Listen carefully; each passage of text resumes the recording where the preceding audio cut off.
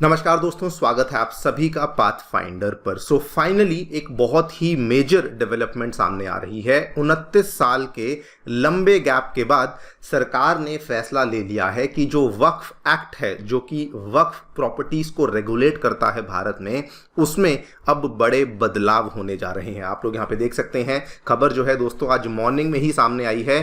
India to cut unfettered powers of the Waqf board to call any property their asset, यानी कि ये वाले जो बदलाव यहाँ पे कहे जा रहे हैं, इस पर्टिकुलर संशोधन के बाद वक्फ बोर्ड जो है वो अपनी किसी भी जमीन को, अपनी किसी भी प्रॉपर्टी को अपनी संपत्ति यहाँ पे डायरेक्टली नहीं कह पाएगा। यहाँ पर भी आप देख सकते हैं, न्यूज़ 18 की खबर है, centre is all set to overhaul the Waqf act and power of board. जो है, जो वक्फ बोर्ड की शक्तियां हैं, उनको भी इस पर्टिकुलर संशोधन के माध्यम से बहुत ही ज़्यादा कम किया जाने वाला है। नाउ ये बहुत बड़ी डेवलपमेंट क्यों बन जाती है? ये बड़ी बन जाती है primarily for two major reasons. Number one reason दोस्तों, वक्फ बोर्ड जो है वो भारत में एक बहुत ही बड़े लेवल पे ऑपरेट करता है एंड उसके पास जो टोटल प्रॉपर्टीज हैं पूरे भारत में, ये ऑलमोस्ट 8.7 लाख के आसपास प्रॉपर्टीज हैं, जिनकी अगर आप टोटल एरिया देखेंगे तो ये ऑलमोस्ट 9.4 लाख एकड़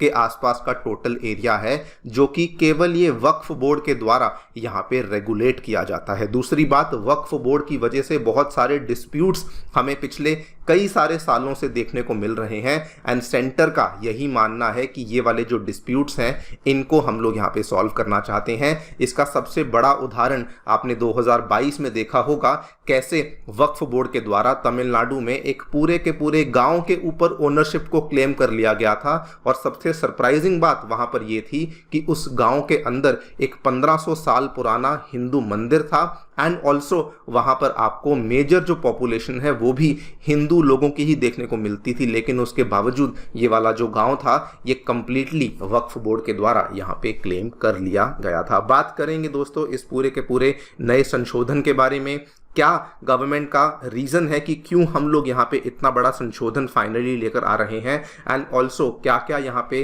अमेंडमेंट्स हैं जो कि प्लान करी गई हैं, उनके बारे में चर्चा भी करी जाएगी। आइए शुरू करते हैं मेरे साथ। मेरा नाम है अनिरुद्ध। यदि आप लोग हमें फॉलो करना चाहते हैं, हमारे लेक्चर्स के अपडेट्स को प्राप्त करना चाहते हैं, तो यहाँ पर दिए गए टेलीग्राम चैनल्स के माध्यम से ऐसा कर सकते हैं। आगे बढ़ने से पहले दोस्तों बताना चाहूँगा कि अनअकैडमी के ऑफलाइन सेंटर्स नई दिल्ली के करोल बाग एवं नई दिल्ली के मुखर्जी नगर में आ चुके हैं एंड इवन उत्तर प्रदेश के प्रयागराज में अब हमारा ऑफलाइन सेंटर खुल चुका है। अगर आप लोग इन सेंटर्स में जाकर के तैयारी करना चाहते हैं, पढ़ाई करना चाहते हैं, तो आपको बता दूं कि इन सेंटर्स में हम लोग आपके लिए जीएस कोर्सेज, साथ में CSAT essay writing classes, current affairs coverage और टेस्ट सीरीज जैसी सभी सेवाएं अवेलेबल करवा रहे हैं। कोई भी आपको डाउट है, आप लोग सेंटर को विजिट कर सकते हैं या फिर नीचे दिए गए फ़ोन नंबर्स पर फ़ोन भी कर सकते हैं। फ्री स्टडी मटेरियल प्राप्त करने के लिए आप लोग हमारी अनअकैडमी ऐप को डाउनलोड कर सकते हैं, जिसका लिंक आपको डिस्क्रिप्शन बॉक्स में नीचे दिया गया है। ऑल राइट, सो बेसिकली जो खबर सामने आ रही है वो ये है कि जस्ट अभी फ्राइडे के दिन यूनियन कैबिनेट के द्वारा वक्फ एक्ट के अंदर अप्रॉक्सीमेटली 40 अमेंडमेंट्स हैं, जिन अमेंडमेंट्स को अब अप्रूवल दे दिया गया है। और अब जो आने वाला हफ्ता है, यानी कि कल से, जो मंडे से जो वीक शुरू होने वाला है, वहां पर कहा जा रहा है कि इसी वीक के अंदर अंदर यही केंद्र सरकार यही वाले चेंजेस को पार्लियामेंट के अंदर पेश करने वाली है। क्या क्या चेंजेस हैं उसको समझने के पहले हमें समझना होगा कि एग्जैक्टली ये वक्फ एक्ट बेसिकली होता क्या है। सो देखिए, वक्फ एक्ट जो है इसको 1995 में लाया गया था और वक्फ एक्ट, जैसा कि इसका नाम है, ये बेसिकली क्या करता है, ये जो वक्फ प्रॉपर्टीज हैं उनको रेगुलेट करने का काम करता है। इन प्रॉपर्टीज को under the Waqf act basically औकफ का नाम दिया जाता है। ये वो वाले एसेट्स, वो वाली संपत्तियां होती हैं जिनको कि वक्फ के द्वारा यहाँ पे नोटिफाई किया जाता है। अब ये प्रॉपर्टीज होती कौन सी हैं? In very very simple terms, ये कोई भी मूवेबल या कोई भी इमूवेबल प्रॉपर्टी हो सकती है which is given in the name of God, किसी भी रिलीजियस या चैरिटेबल पर्पसेस के लिए। बस केवल इस चीज का ध्यान होना चाहिए कि ये वाली जो प्रॉपर्टी है, ये प्रॉपर्टी जो दी गई है, it has to be given by a person जो कि इस्लाम को मानता हो, इस्लाम को प्रोफेस करता हो। और ये पर्टिकुलर प्रॉपर्टी, एक बार मान लीजिए कोई इंसान है, वो इस्लाम को मानता है, वो वक्फ बोर्ड को ये प्रॉपर्टी यहाँ पे डोनेट कर देता है या फिर नोटिफाई करवा देता है, उसको वेरीफाई करने का जो तरीका यहाँ पे वक्फ एक्ट के तहत दिया गया था, एक सर्वे कमिश्नर होता है जो कि लोकल लेवल पे जांच पड़ताल करता है, इन्वेस्टिगेशन करता है, विटनेसेस को बुलाता है, पब्लिक डॉक्यूमेंट्स को लेकर आता है और उसके बेसिस पे इस प्रॉपर्टी को ये वक्फ प्रॉपर्टी डिक्लेयर कर देता है। वंस दैट इज डन, वो फिर प्रॉपर्टी वक्फ बोर्ड के तहत आ जाती है एंड वक्फ बोर्ड भी अल्टीमेटली वक्फ एक्ट के तहत ही यहाँ पे स्थापित किया जाता है। लेकिन इसमें कई सारी प्रॉब्लम्स थी। 2013 में इसी वक्फ एक्ट को जब यूपीए की गवर्नमेंट थी, उन्होंने बहुत सारे बड़े बड़े बदलाव किए थे, जिसके चलते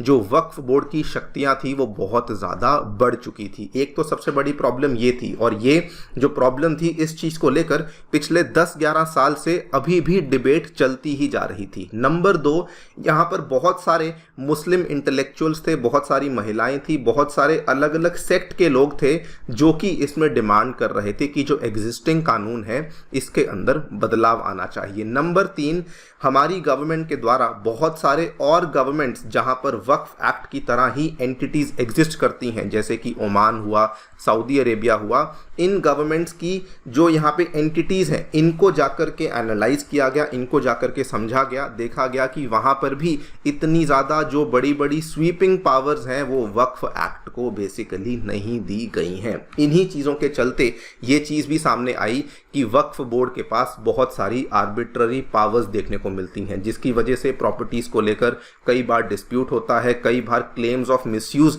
देखने को मिलते हैं। सबसे बड़ा उदाहरण इसमें वही सितंबर 2022 का उदाहरण आता है, जिसमें कि एक तमिलनाडु का गांव है, जिसका जो गांव है वो तमिलनाडु की जानी मानी तिरुचिरापल्ली डिस्ट्रिक्ट में देखने को मिलता है। गांव का नाम है तिरुचेंथुराई, और ये वाले गांव को सडनली वक्फ बोर्ड ने घोषित कर दिया कि ये पूरा का पूरा जो गांव है वो वक्फ बोर्ड के पास है। और ये काफ़ी सरप्राइजिंग इसलिए बन जाता है बिकॉज इस गांव के अंदर 1500 साल पुराना आपको टेम्पल देखने को मिलता था, एंड ऑल्सो जो गांव के अंदर मेजॉरिटी पॉपुलेशन थी वो भी हिंदू पॉपुलेशन थी। तो ये किसी को समझ नहीं आया कि आखिरकार ये सारा का सारा जो प्रॉपर्टी है ये आखिरकार वक्फ बोर्ड के पास चली कैसे गई। और लोगों को बहुत बड़ा शॉक लगा उनको ये समझकर कि अगर उनको अपनी लैंड पे कुछ भी करना है, अगर उसको लैंड पे कुछ भी अगर उसको बेचना है या खरीदना है तो उसको वक्फ बोर्ड से जाकर के एक एनओसी लेना होगा, और ये बहुत ही बड़ा सरप्राइजिंग बात थी। दूसरी बात, एक बार पहले भी ऐसा केस सामने आया था जब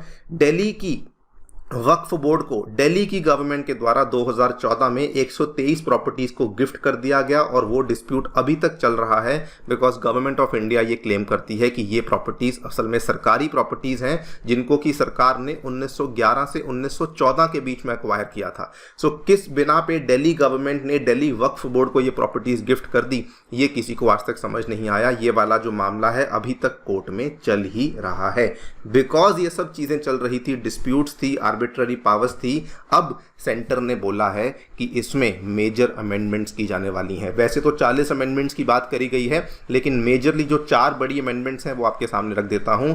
इन्होंने सबसे पहले कहा है कि मैंडेटरी वेरिफिकेशन करी जाएगी, यानी कि कोई भी अगर दावा वक्फ बोर्ड करता है उसको मैंडेटरीली वेरीफाई किया जाएगा, एक ज़्यादा ट्रांसपेरेंट प्रोसेस लाया जाएगा। उसके बाद सेक्शन 9 और सेक्शन 14 में चेंजेस किए जाएंगे, जिसके बेसिस पर जो वक्फ बोर्ड में रिप्रेजेंटेशन है उसमें महिलाओं को भी यहाँ पे रिप्रेजेंटेशन फाइनली दी जाएगी। नंबर 3, जो डिस्प्यूटेड लैंड को लेके वेरिफिकेशंस हैं वो एक बार फिर से शुरू करी जाएंगी, यानी कि पुराने डिस्प्यूट्स भी अगर हैं तो उनको लेकर भी फ्रेश वेरिफिकेशन को शुरू किया जाएगा। एंड नंबर 4, आपका वक्फ बोर्ड फिर भले वो कोई भी हो, दिल्ली का हो, यूपी का हो, आंध्र प्रदेश का हो, चेन्नई का हो, आपका कोई भी वक्फ बोर्ड है तो उस केस में वहाँ का डीएम भी अब इन्वॉल्व हो सकता है। डीएम को भी वक्फ प्रॉपर्टीज़ की मॉनिटरिंग में अब इन्वॉल्वमेंट देखने की मिलने वाली है। तो ये बड़े बड़े चेंजेस हैं जिसके बेसिस पे जो वक्फ बोर्ड की पावर्स हैं अंडर दी वक्फ एक्ट वो बहुत ज़्यादा कम हो जाएंगी। अब इसका इम्पैक्ट क्या होगा?